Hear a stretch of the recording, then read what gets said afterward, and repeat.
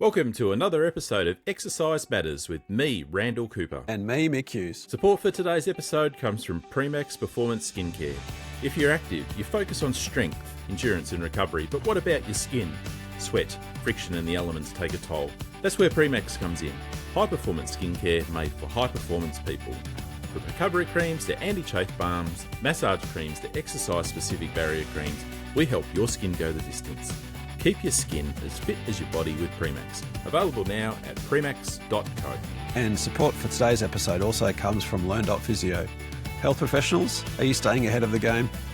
Learn.Physio brings you cutting-edge education from world-class experts in sports and musculoskeletal medicine. Online courses, hands-on practicals and expert resources, all backed by the latest evidence and designed to fit into your busy schedule. To be your best, learn from the best. Get started today at Learn.Physio. Good morning, mate.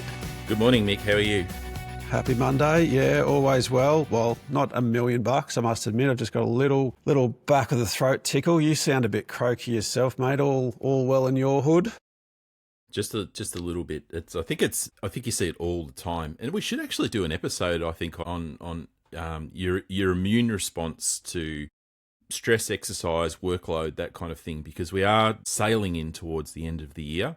And it's uncanny how, like, you start to think about winding down, and then your body goes, now it's time to catch a cold or get the flu or something. Absolute silly season. You hear it all the time, like from my friends who are teachers, who they're kind of, especially this time of year, their immune system can just hold on enough to get to the end of the school term, and then they crash and burn in the school holidays.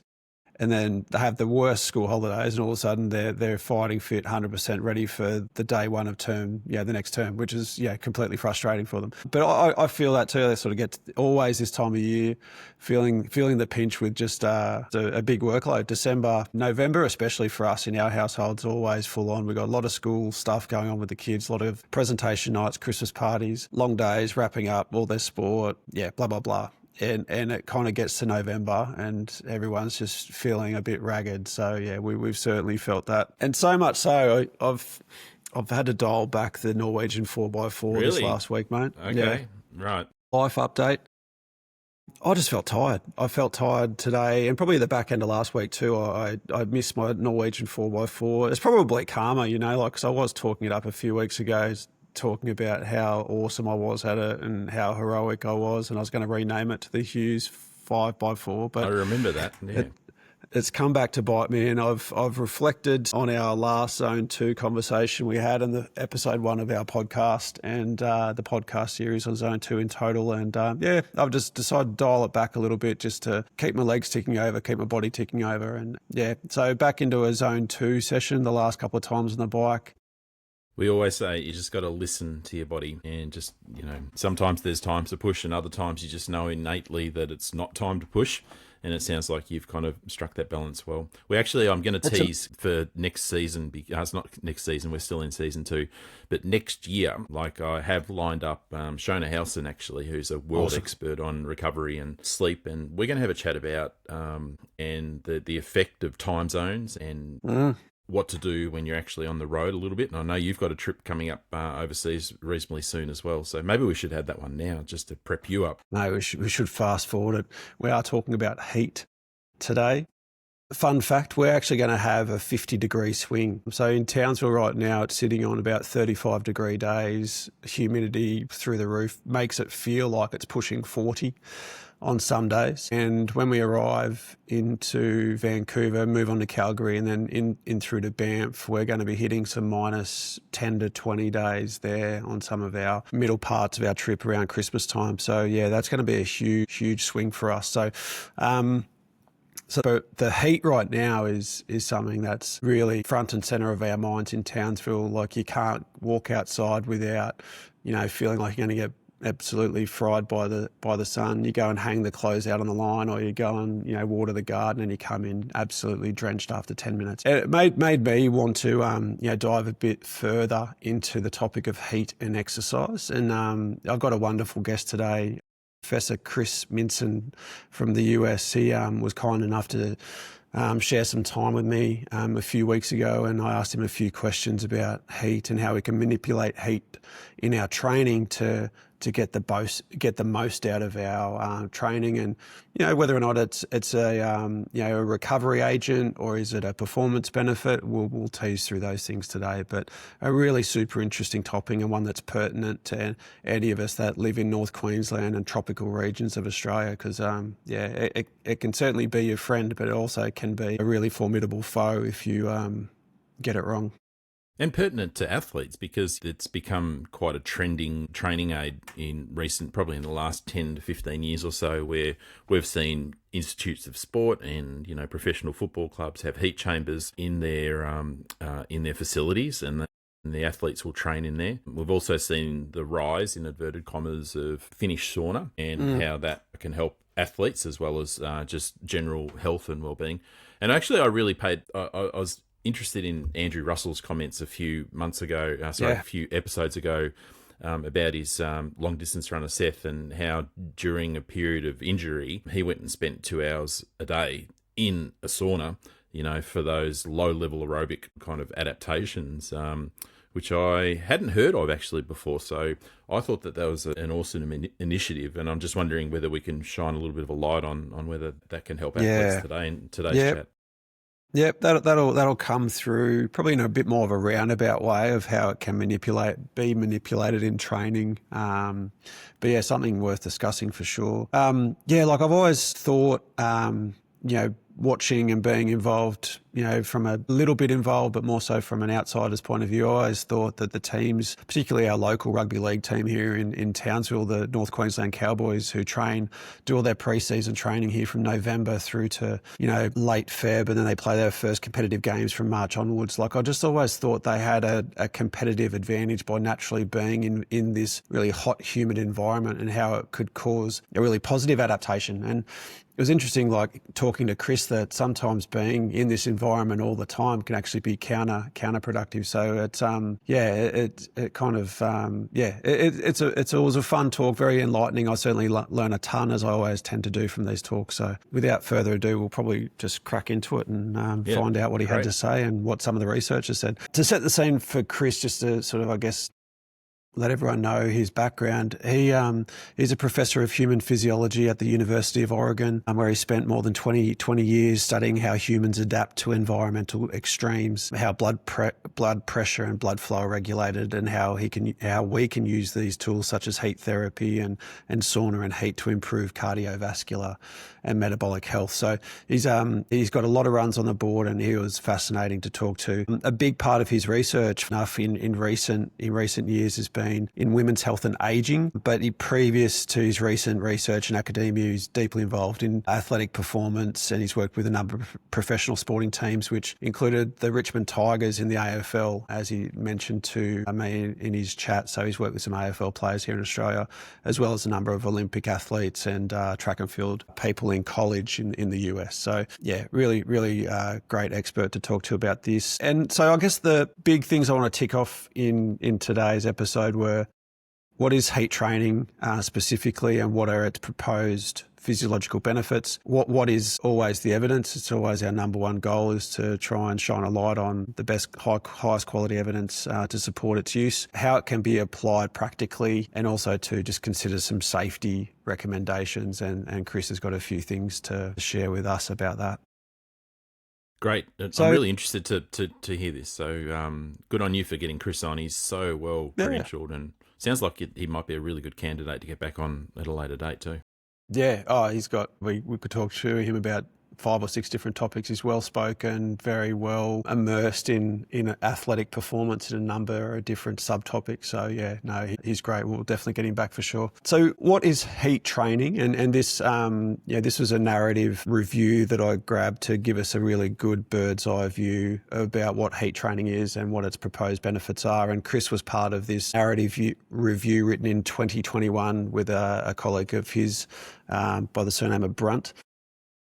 And it looked to tick off what are our commonly used heat sources to get our best out of this heat training. And sauna, as you mentioned before, and the Finnish dry sauna is one modality we could use, where it's roughly 80 to 100 degrees Celsius, depending on which temperature you're aiming for and where you're doing it.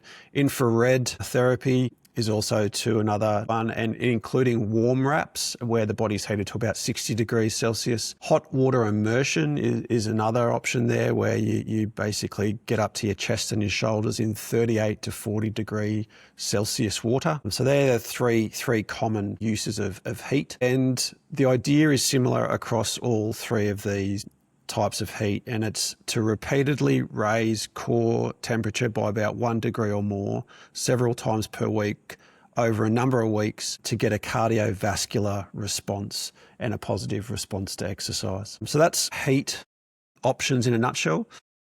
And physiologically, I think this is always what we want to know. How is it working on the body, and what's its proposed benefits?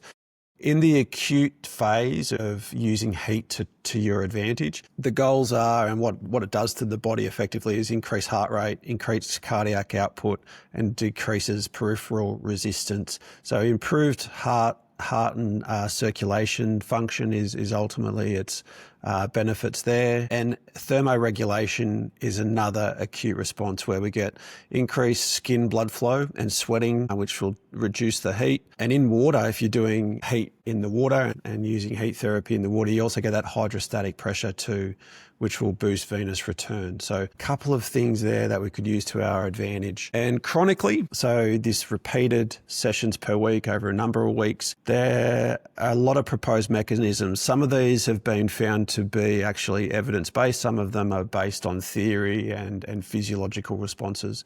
So across multiple studies that have been performed, some of varying qualities, there has been evidence to show better vascular function, blood pressure improvements, benefits in reducing cardiovascular disease processes. And the Finnish sauna data specifically has showed when sauna was done 4 to 7 times a week, it's been linked to lower risk of cardiovascular death, lower cardiovascular mortality, and lower all-cause mortality. But of course, this is just observational data, so it's not high-quality systematic review data, but these are some of the benefits seen across different studies, across different athletes, across different ages, across different populations. So we will dive in a bit more specifically in a second, but that's kind of heat training in a nutshell, from how it works, the acute responses, and to some of the more chronic adaptations that do occur. And the chronic, when you define chronic, is there just a wide variety of essentially that could equal in some studies 6 or 8 weeks, and in other studies, particularly the observation one, it could be literally lifelong, like 20 years and that kind of thing. Is that the spectrum that we're looking at for the word chronic? Yeah, usually anything above 4 weeks and beyond is termed to be chronic. So that chronic exposure of 4 weeks or more. So that's there are slight differences there between the two. So the goal effectively is to obviously get that, stack these acute responses on top of each other regularly and consistently over time to see those more chronic and longer term adaptations come on board. So Chris will walk us through a few of those ways to do that sensibly and safely later on. What about actually training in the heat, Mick? I said before about some of the institutes of sport have got heat chambers, and we've also seen at times clubs and athletes go to hot places, such as Dubai and whatever, to train in the heat for a while there. Is that something that you touched on with Chris, or how to look at in your data? Is that something that's definitely done and should be done? Yep. No, we did. We talked about that, and Chris has got some great insight, because I was under the impression that it wouldn't necessarily be a bad thing, but Chris like to train and do like a training block, so to speak. And to probably even do it, for a prolonged period of time. And that's why I sort of mentioned to him, I said, look, surely these rugby league players here in Townsville would have a competitive advantage here. And he said, not necessarily so. So, which may stand to reason why they're not when they come down to Melbourne and freeze. Yeah, that's right. So, he had some very, very good insight there. And so we'll talk about that later on, and I'll share some of the clips that he said. But basically, the discussion will certainly surprise many, because it certainly surprised me. Before we get in, I want to lean into some of the things that Chris sort of talked about. I want to introduce everyone to Chris and his voice so far before we get into some of the evidence. Right. So you're interviewing someone who's obviously a pretty big advocate of heat, so you're going to get a fairly biased response. But I'm also a scientist, so I like to think that I'm going to give you at least something backed by a lot of science and other things, not just my opinion. And my short answer is yes. I think anyone can benefit from having a heat adapted phenotype. What I mean by heat adapted phenotype is humans historically throughout our evolution, heat has shaped who we are and where we lived and what we've become, everything from the hair on top of our heads to how our skin works, all these types of things. So humans have a credible ability to adapt to heat. And I think there's a real opening that people are seeing right now about how you can get health benefits, whether you're a chronic exerciser or if you hate exercise. In both cases, I think it's some benefit from heat. If we take the first group, the ones who don't like to exercise, heat is a stress, a physiological stress, just like exercise. So if someone doesn't like to exercise, then, if you go and go into sauna regularly and you do it routinely and you get the stress, you then recover after that stress, and then you have time to let your body adapt, you're going to see some physiological changes that are more aligned with health, just like you do with exercise. Exercise is still the best thing you can do because your body temperature rises, among other things. If you're an elite athlete or even just a regular athlete, I think some benefits to heat. Certainly you feel more comfortable when it's hot. There are no downsides to heat acclimation and heat acclimation protocols when they're done appropriately. So I like that about how he'd already sort of flagged that already, that exercise is important part of what we do. Like, we can't necessarily just expect to get performance benefits in a sporting context and an elite athlete context. We can't just go and train in the heat, or we just can't sit in the heat and expect to be magically better. We actually have to go out there and do some physical movement, physical work to see the benefits. But it definitely is and can be used to enhance performance when it's done in the right way. So yeah, I like how he sort of started that discussion already. He used the word, it's a stress on the body. And it is, I actually really enjoy sauna and steam rooms and spas and things. So I do feel that as well. My question is, or my comment is that should we view heat, like particularly what I'll call passive heat training, so like essentially just going into a sauna and sitting there versus kind of riding a bike, for instance. If you're just sitting there, is that actually classed as a training session? So should we actually view that as a stress on the system that in some way, like, we need to, wait for adaptations and recovery period from that? Or is this something that's essentially an adjunct that if you've done running and weights in the morning, for instance, and you do your sauna in the evening, like, does it not matter? And Chris talks about that later, but effectively it's the latter. That's your second point there, is that we still need to put the work in, but it's almost like the cherry on top, especially from a performance point. So it's an adjunct. You think of it as an adjunct to normal training, and it just improves you at just another level without kind of being too taxing on the system that you essentially need to recover from a sauna session, for instance. Yeah, exactly right. Yeah, so we need, and when he talks about training in the heat, it's already like you're training, if you're training for a particular event, that in itself is intense, and the training for that activity needs to be intense. So when you're training in the heat all the time, you can't often achieve that intensity because of the heat. So we have to be really careful with how we apply it and when we apply it and in what setting we apply it in. And Chris will give us some really good clarity around that at the end when we ask him a few pertinent questions about it. Yeah, right. So to kick things off from a research point of view, I've got two systematic reviews to share that discussed the effects of post-exercise heat exposure. And the first one's a systematic review from 2025, so this year, by Hughes, I hope I pronounced that correctly, and colleagues, the effects of post-exercise heat exposure on acute recovery and training-induced performance adaptation. So two big questions that the authors tried to tease out of this research were, does whole body heat after training help acute recovery of performance? And does regularly adding heat after training improve long-term performance adaptation? So a couple of really important questions there. The focus of the study was largely done, as we mentioned before, on post-exercise heat exposure, with whole body heat in healthy adults being compared to passive or placebo recovery. Now, heat in this setting were largely sauna and hot water immersion exposures with at least 36 degree temperatures being observed in both of these heat environments. So the systematic review included 14 trials, 94 participants in total. So not many compared to some of the other systematic reviews we've seen where there's been often thousands of participants. Yep. So these 14 trials only had 194 participants. Mostly young, healthy men were included in this 194, and only one women-only study was included. So once again, more of a male bias over females. Modalities were hot water immersion and traditional sauna. The athletes included were endurance performance athletes such as running, cycling, speed skating, and we had also 2 sprint and power athletes as well. And they also looked at maximal isometric strength as well as a group of athletes and the intervention imposed. Yep. So it's actually a really messy, murky findings because some studies showed benefit, some showed no benefit, and there was a bit of a mixed bag in between. So the results were very mixed, and there were a lot of no differences between the groups when it came down to it, which was surprising.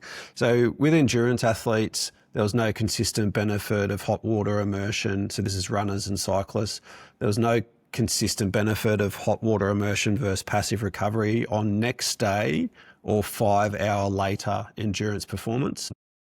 And in young swimmers, it actually was worse. So the heat exposure after training was worse the next day when they did a time trial. So these young swimmers used a traditional sauna, so 3 times 8 minutes after a swim session, and they performed worse the next morning in a 4x50 metre all-out test compared with the placebo group, the placebo group was oil massage at room temperature. So that was for heat training. Isometric strength testing.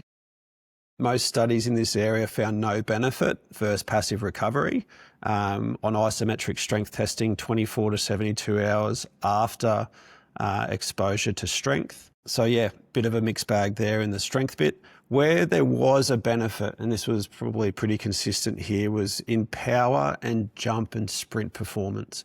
So counter movement jump performance. Some studies showed better counter movement jump recovery after infrared sauna or hot water immersion versus passive recovery. And the effects were seen from immediate testing after heat up to 36 hours later in some trials. Sprint and loaded jumps, so 20 metre sprint, squat jump and loaded squat jump generally did not improve with heat versus passive. So it seemed to be the counter movement jump were the benefit there. So yeah, really mixed bag for acute response and acute testing following a heat protocol after the training in an acute setting. Some of those results don't surprise me. I know that, again, this is just me and my personal experience, is that when I do a sauna or I'm sitting in a hot spa for 3/4 an hour or something, I do not feel sprightly and athletic, for a while afterwards. I feel terrific. I feel relaxed. And, you spoke about the blood pressure changes, and I also feel like, soft tissue-wise, you probably got more pliability for most people. It just relaxes you, particularly those kind of connective tissues. I think that they just are a little bit more elastic than what they were just because they're heated up, basically, like you've warmed up. So maybe that's, something in those findings where I'm not surprised at all, particularly with the swimmers. I cannot fathom thinking about going and trying to swim hard after doing a heat session. But maybe I could kind of think about, dunking a basketball if I was 30 years old again. But maybe that's I think that's where the differences lie between the acute versus the long-term adaptations, because the long-term adaptations were a little bit more favourable for heat exposure and heat protocols after that training. So in our endurance and running athletes again, so running plus hot water immersion, we saw recreational men ran 40 minutes daily at about a 60 to 70% intensity, and then did hot water immersion at 40 degrees for 40 minutes after their run for 6 days. The results of that were their 5K time trial improved by 5% versus no change. when there was just neutral immersion, so 18-degree water. So that was something there with our endurance athletes. Competitive runners and a post-run sauna. So 3 weeks of 4 sauna sessions per week, so 90-degree sauna for about 30 minutes every session, immediately after a normal running training. There was the run to exhaustion time in a treadmill test increased substantially after the sauna period versus the control period. There was no specific numbers there, but they were significantly different, the results of this paper. So the long-term endurance was beneficial. Cycling, 3 studies looked at cycling and the effects over time. So 3 to 4 weeks of sauna exposure. There was no additional gains when we had the heat protocols after versus a normal training alone. In elite short track speed skaters, post-training hot water immersion, so 4 times a week for 4 weeks, led to greater gains in maximal isometric knee strength versus passive recovery. So yeah, a little bit of stuff there. So it's such a mixed bag, and it seems like it's a very individual sport, athlete, very contextual to the person sitting right in front of you. And look, that's, you look at what Jack did, Andrew Russell did with Seth for their event. He's a 3,000, 5,000 metre runner. He's not exactly an endurance athlete, in the half marathon kind of conversation. So I think that's where, and talking to Chris about this before off air, he talked about his work with AFL players and some of the runners that he does, that they don't get beyond about 30 minutes a session. So I think there's certainly a gap there in some of the research that we've sort of talked about, and it seems to be maybe something that could be used a little bit more to the competitive advantage for more power-based and anaerobic-based athletes, from what we're sort of starting to see for both acute responses and long-term adaptations. The endurance athletes probably don't seem to probably get the best bang for buck for heat, unfortunately, from what I'm seeing and reading so far. Yeah, I think it's a really interesting kind of situation with these type of papers that do give those mixed bags, because in research land, like you'll get the guys who are in research saying no substantial difference was made from heat training. That will be their headline kind of thing and summary from them. So then the practitioners of that will go, don't do heat training because there's no substantial difference. But these mixed bags tell that some people respond and some people don't. And I think that's where that individualism kind of comes into people's training and the management of people who are training, because it might work. And, if you are a responder to heat and Finnish sauna works for you beautifully and you can feel it and you can measure it and you like it, do it. Whereas if you try it for a couple of months and it's just like, I reckon this is just draining me, I don't like it, fine. You are matching the studies, but you've always got to have like an individualized approach. It's a really good point. Yeah, exactly right. It's a perfect point, because there are a lot of different times where it'll be like an N versus 1. And I remember my time in netball, like we had some players who hated being touched, hated being massaged and manipulated or mobilisation, but they loved going to sit in a pool. They liked the cold water, the hot water. Some loved dry needling, some responded well to it, some didn't. So to have these systematic reviews come out and as a clinician sort of come out, or broad sweeping claims that this doesn't work, it's just a bunch of rubbish, we're not going to use it. I think you just have to, always have to understand that evidence-based practice includes the person sitting right in front of you and what they think will work and what has helped them anecdotally in the past. We just have to be respectful as clinicians. Yeah, good point. To females, there was actually a systematic review. It was a very small systematic review, obviously, because the previous paper didn't have much in terms of females included in the study design. But I did find a systematic review on heat adaptation for females, and this is from Kelly and colleagues in 2023. So the rationale of this systematic review is because most heat adaptation work has been done in men. This paper aimed to ask, do women actually get the classic heat adaptations from heat as do men? And do those adaptations translate into better performance in the heat? And if they do, what kind of heat protocols do work best for women? So it was good to sort of see some data being looked at specifically in the female population. And this was the first ever female-only systematic review of its kind, published in 2023 on heat adaptation. So they found 235 healthy women across a few different studies, a handful of studies. Training status ranged from recreational active to elite and international. The protocols were mostly lab-based heat design, where the environments range roughly from 42 degrees Celsius up to about 50, and mostly in sauna type conditions as opposed to hot water immersion or anything different. The number of heat exposures ranged from 4 to 20 over the course of the study protocol, which roughly sat on about 9 sessions over a period of at least 4 weeks. And the average duration of each session went for at least 100 minutes, which is a long time in That's the a long heat. time. Yeah. Yeah. So they did show the key findings of these studies. This systematic review did show that women did show clear heat adaptation responses in. It did rise their resting core temperature, increased their exercise core temperature, increases their skin temperature, their heart rate, their sweat rate, their plasma volume. So all the things that we see in men, it definitely shows through in females.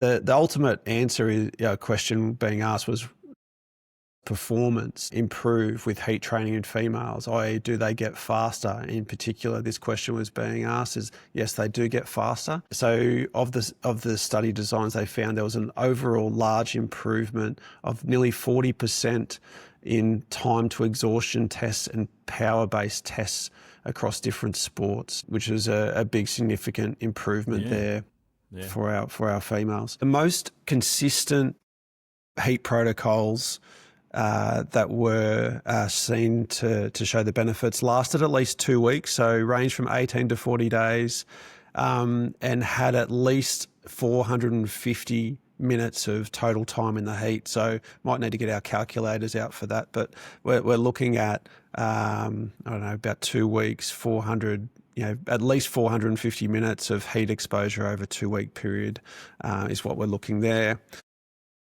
So and importantly, the frequency per week was consecutive daily sessions produce more consistent changes and adaptations than non-daily. So that's something to consider as well. So seems like 2 to 4 weeks of heat exposure over a period of time, lasting between 30 to 60 minutes. I know these are very broad numbers, but they're some of the findings that they found so far, with the improvement seen up to about 40% in time to exhaustion and power tests in females. So something to work with our female athletes, because as we've mentioned many times before, that females are underrepresented. So it's nice to see a study done where we can take some of this and apply with our female athletes.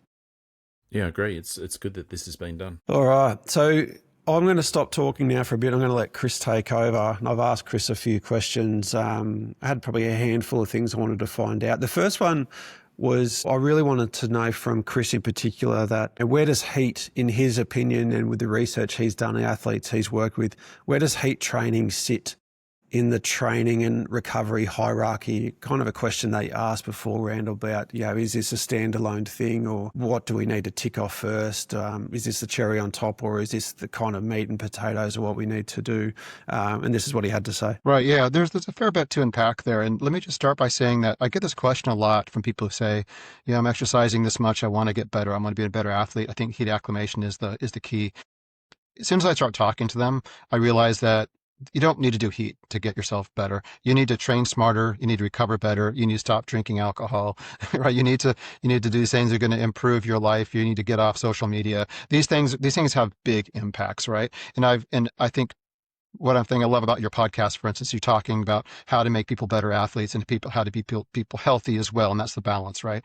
And so there's so many things that people can do to make themselves better as part of their training program and other adaptations. So I always put those things before I start doing heat to get faster, right? That said, I do think that there is a place for heat, and I even put in that recovery stage. So you mentioned post-exercise sauna sessions. I think that's fantastic, right? So you do your exercise, you're getting the really doing specific training, hopefully for any goals you have. We don't want the heat to disrupt your key training outputs. So I'm not saying, oh, just go train on the heat all the time, because you'll be training slower. Same thing as going to altitude. If you just go to altitude and train all the time, you're going to be training slower. So you want to maximize your performance benefits for your exercise training session, whatever that happens to be, and then add heat afterwards. So on your recovery days and your slower days, I've worked with a number of athlete types and groups, and including Richmond Tigers. So I'll put a plug in for them. Yeah, nice. Yeah, I spent quite a few weeks with them at various times. And these Aussie rules football players are elite athletes with massive training loads and impacts and everything else. So you start saying, oh, I want to add heat to them, you're adding another stress. So we had to really think about how we can implement heat acclimation protocols for them. And so that was to do it, on their easy days, adding some heat to it. After their training is done, their body temperature's up, try and keep it elevated by using sauna or using very light exercise, overdressing, those kind of things. So my take-home message from all that is separate your intense training activity and your specific training to make yourself a better athlete. Do all the other stuff that you need to do to be healthy and train right. Then add heat as an addition, right? But be conscious of your training load and your overall stress. Yeah, what do you think about that, mate? I loved it. I thought it was so clear and practical, and it just aligns with kind of what we've been talking about for the last 15, 20 minutes or so, and that is that it is an adjunct, and that is that you need to be fresh for the sessions that matter, and you need to train at the intensity that can't be replaced. Don't think about going to sauna to basically cheat your way to getting a good aerobic base, for instance. You do it after and as part of a training, part of a recovery campaign, then awesome. Great comments from Chris.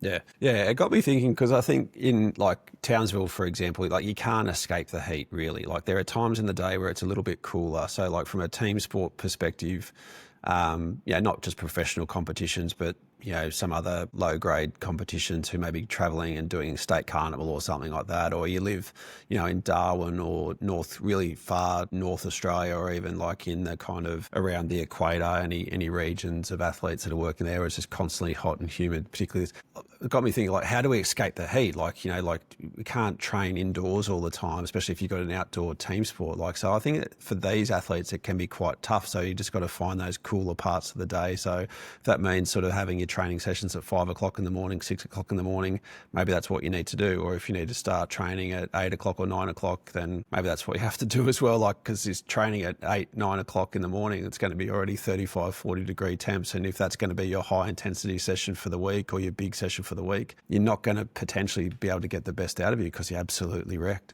So yeah, some pretty interesting thoughts that would need to go into the planning for people who just can't escape the heat. Yeah, agreed. I was thinking that my wife just recently came back from Singapore, and it's like, who could be an athlete in Singapore and think about doing a session, then jumping in a sauna and then going outside again? It's like you just never get over it. Yeah, that's it. So the next one I asked was kind of around that. Is there a competitive advantage for some athletes who do live live and train in these hot, humid conditions? And this is what Chris had to say too. The challenge is sometimes people live in very hot areas, and it's always going to be hot and humid. I was actually born in Costa Rica. I work with the Olympic Committee, and sometimes in Costa Rica, the athlete's going to go out, they're going to be in the heat. It's just the way it is. And I think there's some long-term adaptations we've talked about. I'm sure you'll see the research on hemoglobin mass improvements with long-term heat acclimation is one thing that people are really excited about right now. Something we've been using in my lab for quite a while. When you can separate out training in the heat and maximizing your performance benefits for the skeletal muscle, neuromuscular adaptations, performance adaptations. I'd like to separate those into cooler conditions and to maximize the output and the performance of that individual, and then add heat separately. That said, there's a place if there's going to be, and this is something that I worked with the Richmond Tigers, for instance, on, is that they weren't doing well when they went to really hot games. And so they were concerned about that. And so they had to do some practices in the heat. They had to be able to do some of it. But they're like, oh, well, we'll just spend all the time in the heat and every day we'll practice in the heat. I'm like, whoa, no, you'll be practicing slower and probably have more injuries and more other things. So let's see if we can find a balance between the training stimulus and maximizing that, and also the game performance. If you're going to be performing the heat, then yeah, you better play some on the heat. You better be prepared for that, right? So I find that a more nuanced balance, and it's we can make it really complicated, but at the end of the day, we can make it really simple, right? Yes. Prepare for the environment you're going to be competing in on one hand, but don't Yep. be in that environment all the time. Yeah, good points there. Prepare for the sport, and prepare for that environment that you'll be in, but not all the time. I think that's it's sometimes probably easier said than done for some athletes and where they're living. But yeah, for these teams that who live down south, Melbourne, Sydney, Adelaide, who go, all right, let's go up to Darwin or let's go up to the Townsville to train for a month or do a 2-week training block, and let's get used to the heat. Like what Chris said, it's not wise to do it all day every day for that 2-week training block.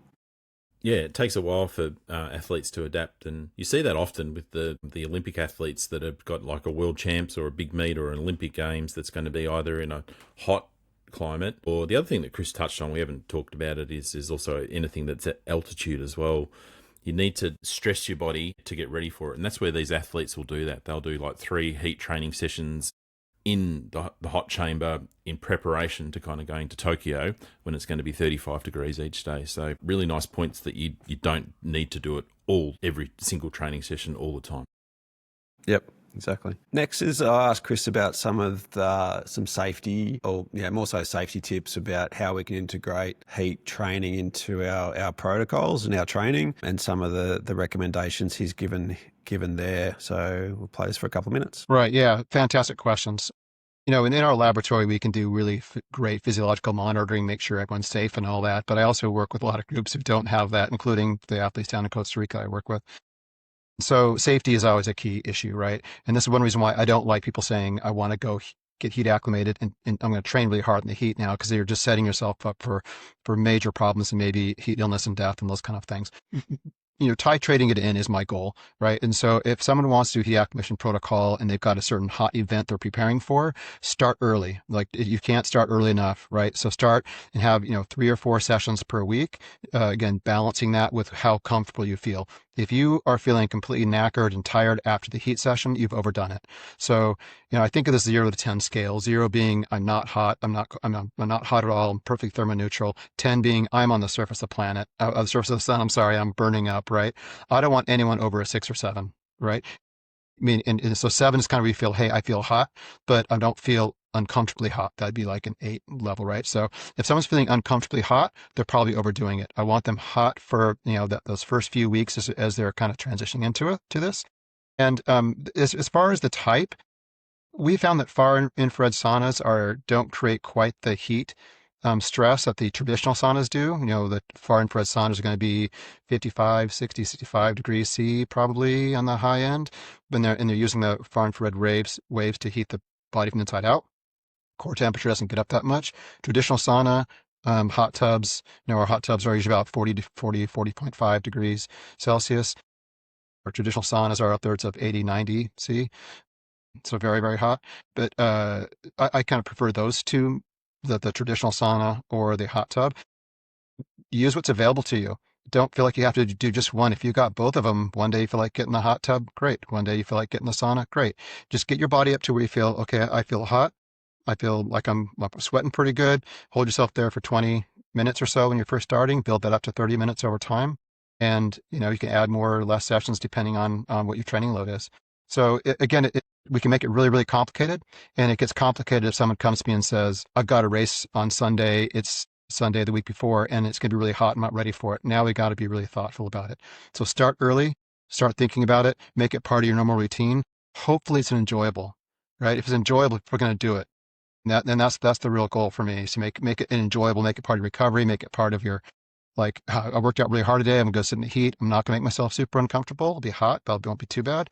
you're going to want to do it, and you're going to get heat adapted, and you're going to feel better. Love those points. I like how he's given it a number system too, because I think it's going to be really one of those hard things to gauge and monitor. And I like that rate of perceived exertion, not necessarily exertion, but I guess rate of perceived heat tolerance or whatever he wants to call it. So that 0 to 10 scale, I think, was a nice way to describe the comfort of heat and not getting too hot. So between 6 and 7 is probably the upper limit of what you want to experience, but also to titrating it in, and the sooner the better. I think that were some of the key messages there that I took away from that bit. And I think there's similarity to, last season you did that excellent episode on cold water immersion, and it was a similar story there, that you don't have to kind of do 2 degrees every single time and just try and last as long as you can, and it hurts. We find that there was some really significant and good adaptations by kind of getting into water that's cold but doesn't have ice in it. So it seems like it's the same thing with heat training as well.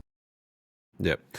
So the earlier the better, and slowly sort of build up the tolerance and the time, and hopefully get the person to enjoy it. So that's there were some key messages there. The last one before we wrap up was, I just wanted to ask Chris, if we're going to go put this effort into heat training, how long does it last effectively before, if we stop one day, or if we don't do it for a week or two, what's the washout period before the benefits are now no longer seen?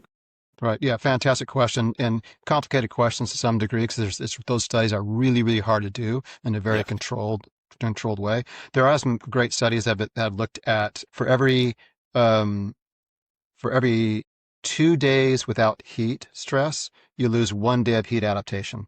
So that means if you've done a 10-day of heat acclimation, say 2 5-day blocks, which I don't recommend, we'll get to that in a moment maybe, but do 5 days off on the weekend, 5 more days of heat stress, you've got 10 days of heat acclimation in you. That means with about 20 days of nothing, then you're going to have gone back to where you were before. Yeah, okay. I think there's still some lingering benefits, especially if you're still exercising, because whenever you exercise, your core temperature gets up. It's almost impossible to exercise without your core temperature getting up.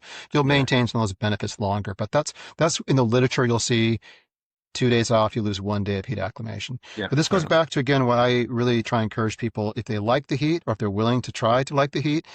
Some athletes who love it, and some who hate it, who now love it. I have some who just they'll never like it. They're going to only use heat to get ready for a hot event, and I get that. But I like people to try and think about, if you get heat adapted phenotype, and you get yourself heat adapted for over a few weeks or a month or whatever happens to be, then it takes less to maintain that over time, right? Because you don't need to keep going 4 days a week or 5 days a week. A couple times a week is going to help maintain that. And it's partly the comfort, it's part of the physiology that's going to adapt. So for people who are willing to do it and like it, using heat as a part of their training paradigm as much as anything else, I think is really, really helpful. But for those who don't like it, then they have to be more thoughtful, more cautious as they kind of bring in these days, and realize that if you're going to have a 2-week period where you're not going to have any heat, or not to keep it regularly, try and get 1 or 2 days. And there's lots of ways you can do that. You can overdress and work out in your room, right? You can seek out a public sauna or hot tub or something like that. So there's a lot of things. Take a hot bath if you need to, right? There's lots of things you can do to try and help maintain that little bit. Yeah, good tips there too from Chris. I liked how you sort of made it very clear. Take 2 days off and you lose 1 day of all the work that you're putting in, and then also to you can maintain them really nicely with at least a couple of sessions a week once you've sort of built your tolerance up to a certain level. So yeah, really practical advice. Loved my chat with Chris. Gave me a lot to think about, and hopefully everyone else that's listening there too is probably maybe rethinking their current heat training practices, either in a good way or a bad way. But the big one for me was that trying to train in the heat to get maximal performance is just not the right way to go. You lose your power, you lose your speed. It's quite taxing, it's quite stressful, and you can't achieve the performance benefits of if you're just training in sort of, kind of a neutral training temperature. Where it's best sat is in your recovery protocols or your low intensity days to give yourself a little bit of an extra kick and a little bit of stress. Good episode, Mick. I took a lot out of that as well, and my takeaways would be very similar, and that would be that the chronic adaptations are significant. You just got to continue to do it regularly. You don't have to fry yourself, and that access is an issue. That it's if you don't have a sauna or a hot tub at home or whatever, you don't have access to the gym to do it, then even just a hot bath might be able to kind of do something for you. But Yeah, great stuff, mate. I really enjoyed all that. Yep, very good. All right, well, that's a wrap for today's episode. If you enjoyed the chat, make sure to subscribe, leave a review and share it with your mates. A quick disclaimer, this podcast is for educational purposes only and is not medical or individual advice. Always seek guidance from a qualified health professional for your specific needs. A big thanks to our sponsors, Premax, high-performance skincare for high-performance people, and Learn.Physio, world-class education for health professionals. We'll see you next week. See you next week.